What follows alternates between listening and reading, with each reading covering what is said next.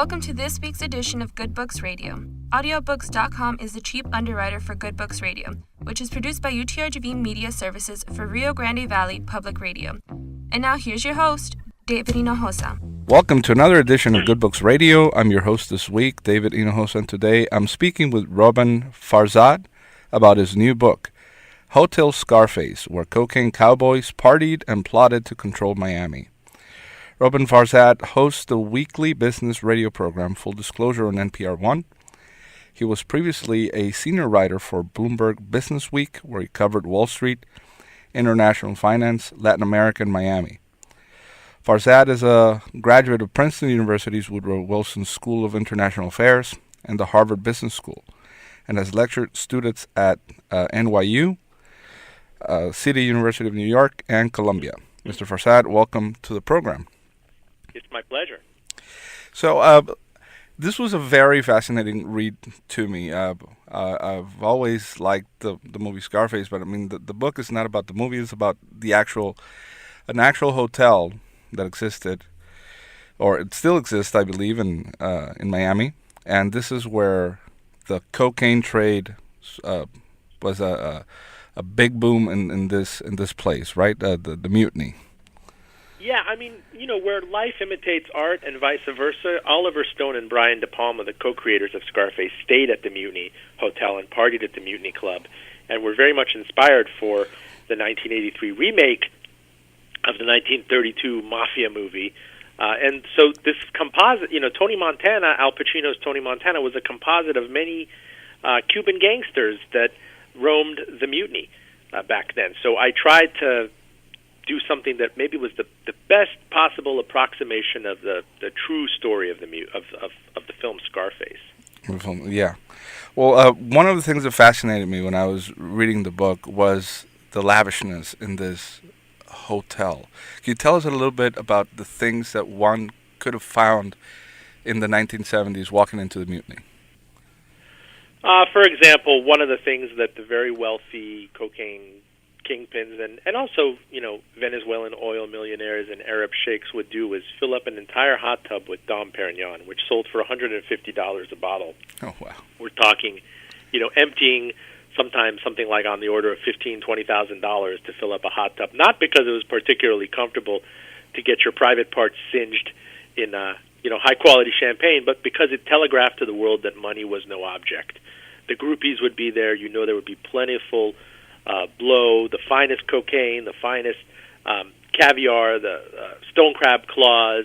Money was no object. And when you talk about the sheer profitability of cocaine, which can be procured in the Andes for something, the paste, I think, at its very base costs $625, which you might give a peasant, and you might process the kilo for something like $5,000-$6,000.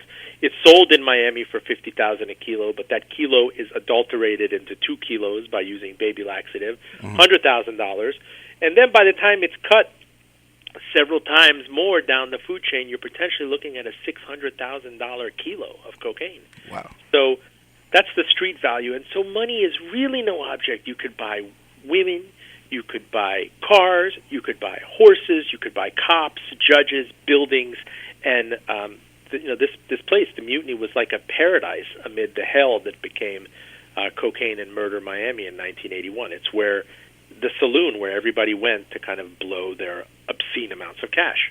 Mm-hmm. Now, Burton Goldberg, I believe, was the guy who built the Mutiny, right? Yes. Okay. Do you think he ever thought that this hotel would become what it became? Look, he wanted to build a fantasy land, and he told me in the book when I interviewed him, and he passed away last year at the age of 90. Mm-hmm. He said, look, I'd call it the sex hotel if I could. I wanted to build a place for swingers. He was very much contemporary of Hugh Hefner's. But what happened is, even though this was originally built by him as a sedate apartment complex in the late 60s, once that Venezuelan oil money started coming in during the oil shock of 73, you'd be stupid not to, you're going to have people at the hotel. Of course, room service is going to start delivering bottles and bottles to them. Yes, you should open a bar. Yes, you should open a club. Yes, you should offer a more exclusive second level for the club. And yes, sooner or later, the Cuban exiles are going to envy the Venezuelan millionaires. They were called the Dame Dos, give me two, because they would show up in Miami and buy everything in 1973, 1974. So this is a story of how, economic trends and commodities changed Miami from a kind of a sleepy terminus into a cosmopolitan hotspot. And meanwhile, Burton Goldberg, this is before there was a South Beach nightlife scene. This was the hottest place to see people and be seen in late 70s, early 80s Miami. It was like our Studio 54. It wasn't just cocaine kingpins and Arab sheikhs. It would be Fleetwood Mac. The Eagles recorded an album next door. Joe Walsh, Crosby and Nash, Neil Young. I mean, you name it. You'd show up in Miami, and the place to go and party and to stay was the Mutiny. You also mentioned some federal agents and members of political parties used to go to the Mutiny from that time. Everybody wanted to go to the Mutiny. It was a hot place to be seen. It was like our Studio 54. And just like, Jimmy Carter's people like Hamilton Jordan would go to Studio 54. Ted Kennedy would go to the Mutiny and see Hamilton Jordan there. Power is power, whether you're talking about D.C. or elsewhere. It's also a raw material and a commodity. And when you throw cocaine and that money into the mix, it's just unavoidable. People are attracted to it, and they want to be there. Now, you mentioned that you interviewed these people, a lot of these people in person. Who was, in your perspective, who's the most dangerous person that you got to interview in person when you were researching for this book? I won't name names, but this is a person who was a violent kingpin in that era, who had since been let out of jail. I think cooperated with the government, and is a volatile personality, but has since sedated. And you have to be grateful. You have to come in, and you have to. I tell my brother, listen, I'm going to go to this place. These are my GPS coordinates in case I don't come back. You're hoping that enough time has transpired, and they don't want to go to jail and kill you at this point. But the story was just too irresistible for me. When you get the chance to meet someone like that and hear it from their mouths, you go. Absolutely. Now, what was the motivation behind you saying, I want to write a book about this place and everything that went on it? To be from Miami, I think to truly be from Miami like I am, is to have an unresolved love-hate relationship with the place. And I thought I was leaving for good in 1994. I went to college up north. But this address found me right before I went to college. It's kind of like before a person leaves town, they find the dream significant other. You know how fate does that to you? And this address found me, and whenever I became homesick up north, I just kept looking it up. I just kept calling back and scratching that itch and learning more and more about the Mutiny. And here we are 2 decades later, and it's a book. So just the story behind it kept you intrigued and wanting to find out more about it, and that's yes, because as you can see in the books, the stories are so ridiculous. They read like fiction. Like there's no freaking way. Absolutely. And once you get into that story, and it leads to another story and another story, and at some point you are so impregnated with these stories that you realize that I have to figure out a way to tell the world. Yeah, and they're all intertwined. I mean, they all knew each other. They all either worked with each other. They all killed each other. It was a lot of interaction between everybody. Yeah, it was a much smaller town back then. Now, at the end of your book, or towards the end of your book, there's a part there where there's a kid selling frozen lemonade, and all of a sudden he sees the Mutiny, and it's run down because it got foreclosed.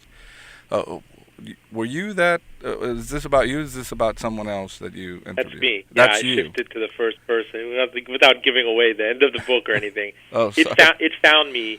It found me, and it haunted me. I'll tell you that. And some of your readers and listeners will understand this. Even if you're not given to the supernatural and phantasmagoria, you can look back at your life at certain episodes that you swear something supernatural and extraordinary happened, and I feel like that happened to me that weekend. I was selling lemonade at a festival. Eddie Money was the rocker who was working the festival, and he was singing the song, I want to go back and do it all over, but I can't go back, I know. And as he was singing it, I saw this hotel. They stationed me there. I saw the the vagrants in it, the homeless people, and Mm-hmm. I could never get that image out of my head, especially when I was up in college a few months later and homesick.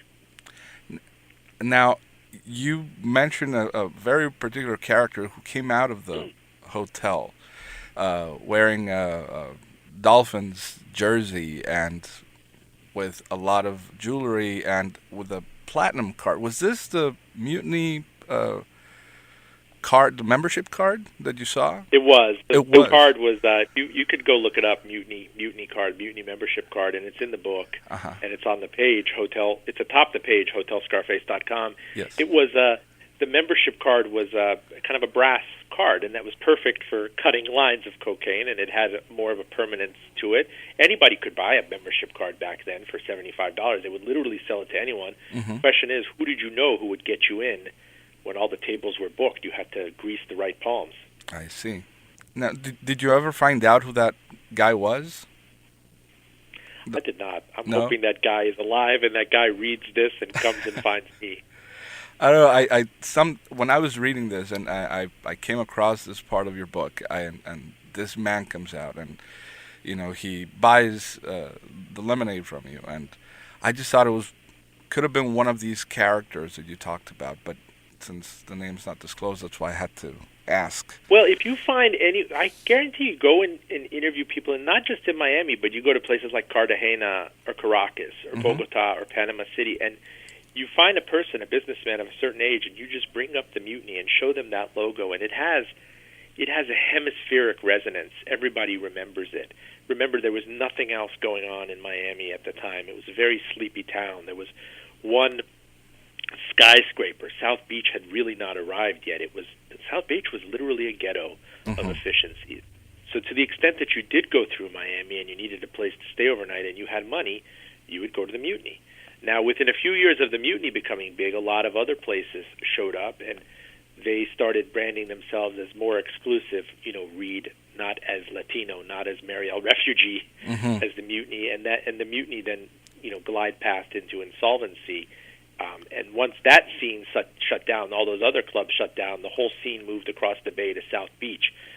You see today, South Beach is like an international tourist scene. It's like Times Square. Yeah. But that was unthinkable in the period that the Mutiny had its heyday, let's say 1980. Mm-hmm. Now, I found it very interesting how the Mutiny started to fall. It started to fall after Goldberg sold it, and he sold it at a high price. Could you tell us a little bit about that story? Yes, it became too hot. And, it was very useful to law enforcement. People ask me, why didn't they just shut down the place if they knew all the dopers were there? Well, because it was really valuable. If you see an aquarium and you see how the wildlife interacts, it's very valuable to you. If you see a habitat, you want to leave it undisturbed. You see who's sending who the bottles, which guy is getting in which car, you take his plates, you follow him home. But then murder really entered into the equation in 1981, and one of the waitresses was killed by a Santeria cocaine killer, a serial killer. And everybody then realized that this was dead serious. And people started leaving the scene. The Mariel refugees who started infiltrating the club, some of the hitmen and dopers were just far less discreet. They would use out in the open. There were guns going off on the second floor, and then the older, more exclusive clientele started going away, and certain high-performing waitresses started opening their own clubs. And so the owner, with the cops whispering in his ear, you better get out of town, sells it, and within a year, the thing is spiraling to bankruptcy. The new owners just drove it into the ground. They tried to whiten the image. Yeah. It kind of had lost its luster, like many things. I mean, if you go to New York City, Limelight was the bomb until it was nasty, and it was called Slimelight. Or Studio 54, it had its heyday, then it became down market. So many things kind of, ebb and flow. And if you go today, the hotel that you see was completely gutted in the mid-1990s and sanitized. There's no club. The rooms don't have themes. It's very, generic and non-committal. But everyone in Miami who was big in Miami in the late 70s certainly remembers what it used to mean. I see. Now, did you ever, in your interviews with Mr. Goldberg, did he ever mention about maybe closing up the place before that murder set in the mutiny, but because of, I mean, he obviously knew who was going in, who was going out, and what the place had become. Did he ever think, this is too much heat, I should start thinking of an exit strategy, I might get in trouble? He was overwhelmingly an absentee owner, and he deputized his managers just as long as the money was pouring in. And, some managers were on the take. And, even in the food chain, check this out, if you are a room that orders up, let's say, 500 bottles of Dom Perignon to pour into the bathtub, and make sure you have a room service guy do it. The room service kid is going to get tipped for emptying all those bottles. Someone in the kitchen is going to figure to scrape off the top by putting in some cheap bubbly in the middle with all these other things. Everybody in the food chain, the room service people would wait until that room was cleaned up afterwards to look for cash and rocks of cocaine. It was just so immensely profitable, and it was making this man so rich that he was hardly ever in town.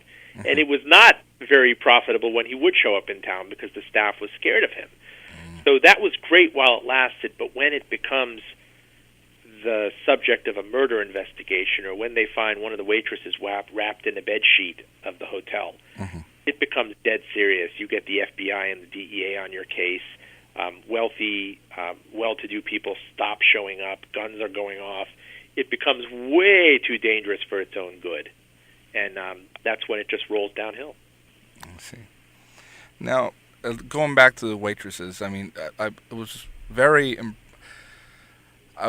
interesting to me to find out that some of the waitresses were actually models at one point, or maybe worked in, magazines. Or could you tell us a little bit about their story? Yeah, I mean, really discriminating standards. People from all across the country and the world would apply for jobs at this place because, think about it, you might be paid $1.50 or $2 an hour, but the clientele that you have there would tip you in the hundreds. And if you did favors for people, if you chauffeured with them, if you partied with them, if you brought your girlfriends to a party, they'd tip you $10,000 in cash. Wow. Free food. They'd pay for your Trans Am. They'd pay for your apartment in downtown Miami or in Miami Beach. So by the mid-1970s, they were recruiting people from the Playboy Club, Playboy Playmates, swimsuit models. What was the famous, Copper Tone Girls? It was a very desirable job to get because the tips were just so huge. And he was selling a fantasy. These women, I mean, he'd say, you look at the descriptions, like so-and-so, comes from Hungary. She's traveled the world, speaks 4 languages. She likes her man to be funny and built and doesn't take himself too seriously. It was really sexist for the time, but they were selling a fantasy. And the designer of the fantasy rooms, the woman Carolyn Robbins, told me she realized that the genius of the owner was that he was selling the seduction of the Latin male, the wealthy Latin male who wanted to come there, wanted to be king of his own domain, wanted to party with all the most gorgeous women and rock stars and celebs and models of the world. And there were many people from across the country willing to cater to that. But this wasn't a brothel, even though it was advertised. They would advertise the waitresses as being models and that sort of thing. But I mean, there weren't. Yeah, this is one of the misnomers in Miami legend. People who don't truly know the mutiny or who came after the fact or hear an echo chamber of legends are like, oh yeah, it was a whorehouse. Absolutely not. What you had was a soft dollar arrangement. Whether you were a staffer there or whether you were a housewife or someone who would show up there to party, the standard exchange rate was coke for sex. Are you down to party? Means you want to party? Do you want to? Oftentimes, even the dopers at the club would order in prostitutes from a call girl service, and the prostitutes I interviewed said sometimes they just wanted to do cocaine with you. They just wanted company. Everybody was, how do I say this? Everybody was sleeping with everybody back then, sleeping with people out of revenge, people who would freebase, who could, fornicate for hours. Let's not forget this was also pre-AIDS. Let's say 1979, 1980, and he himself, the owner, says if I could have named this hotel something else, I'd call it the Sex Hotel. He wanted to set up a seductive place. He had kissing fish in the aquariums. He had the light set up perfectly. He had very erotic-looking orchids. Everything was the couple that he brought in from the Crazy Horse Saloon of Paris that would dance in very little clothing at midnight. It was all about sex and seduction. And you throw in money and cocaine, and of course things like orgies are going to happen as well. Absolutely. Now, how expensive was the Mutiny in its heyday? Was it an expensive place to stay in? If, let's say, you weren't part of this circle of kingpins and whatnot, if you just wanted to stay in a few nights, what was the rate? Do you know?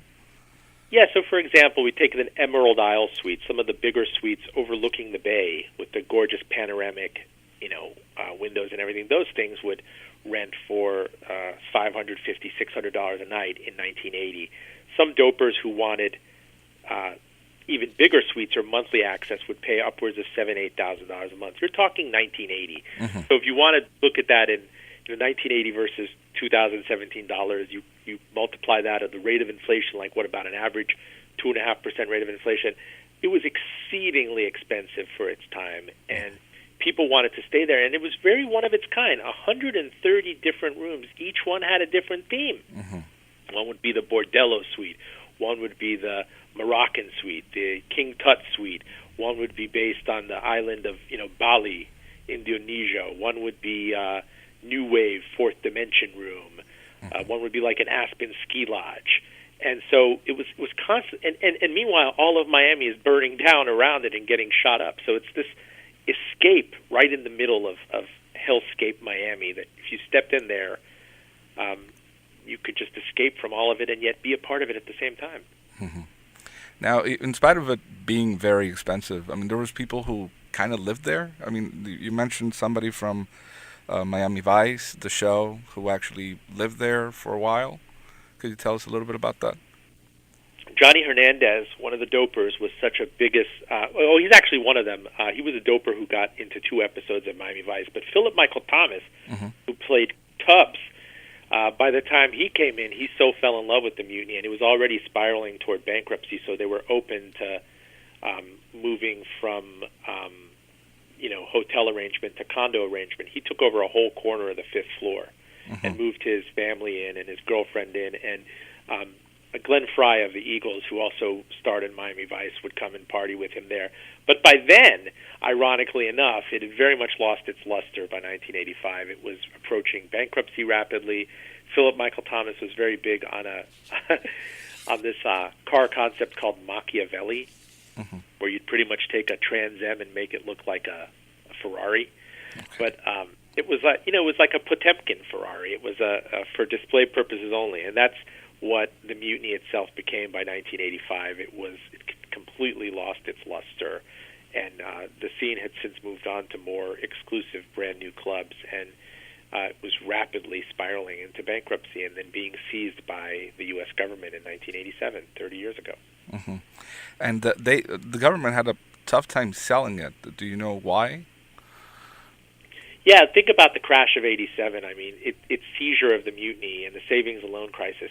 We don't think about it much today because subprime crisis was so big, but the S&L crisis was a massive, massive calamity in the late '80s and early '90s, and there was so much of this stuff that even there were economists out there that saying it's probably better to burn a bunch of these buildings down than to try to liquidate them because the debts are just so bad, and the taxpayer is going to have to take a lot of these on anyway.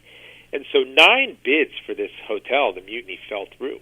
And it was so bad that it stood abandoned, let's say roughly between 1989 and 1996, when an investor group came in and bought it and completely gutted it and took out the asbestos, knocked out the club, knocked out the disco.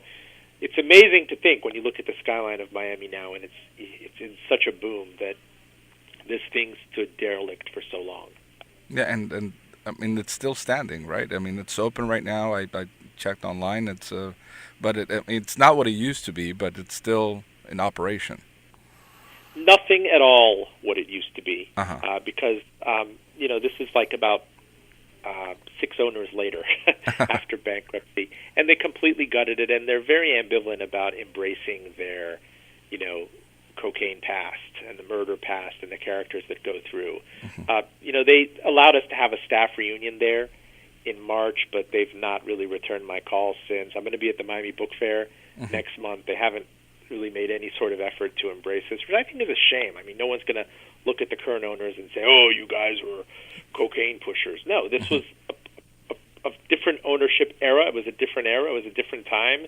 And Miami is just constantly ambivalent about that. But I think if you step back from it and look at the skyline, and this point had been made by the journalist Edna Buchanan in the documentary Cocaine Cowboys, which you must watch from 2006, that money has since moved into the skyline.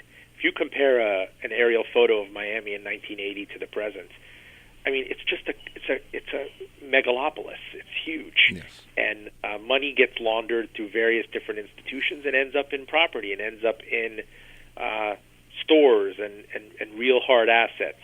But those ghosts always linger. I think these things are never far removed from a cocaine dealer's account at a bank somewhere. Now, the events that happened in the 70s and around the mutiny and in the mutiny, they, like you said, they inspired the movie Scarface, being that De Palma and them staying in and wanting to do this movie. How accurate is the movie to the real life events that happened in the 70s? Well, let's take a couple of things in isolation. Mariel refugees did come there.